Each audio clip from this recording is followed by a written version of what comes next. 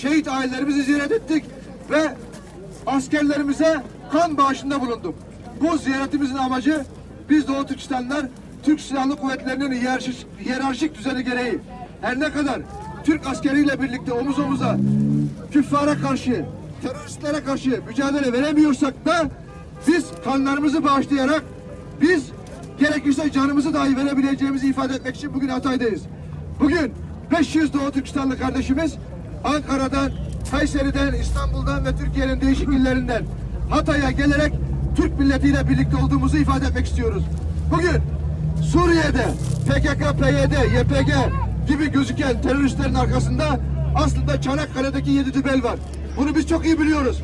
Bu görüntünün karşısında biz de elhamdülillah ümmetin evlatları olarak, Türk milletinin evlatları olarak Başkomutanımız Sayın Recep Tayyip Erdoğan'ın emrindeyiz. Biz buraya ölmeye geldik. Aha gördüğünüz gibi Doğu Türkistanlı kardeşlerimiz askeri elbiselerle bu vatan için, Türkiye için canlarını, kanlarını feda etmeye geldi. Bizim kanımız da, canımız da Türkiye'ye helaldir. Feda olsun arkadaşlar. Allah!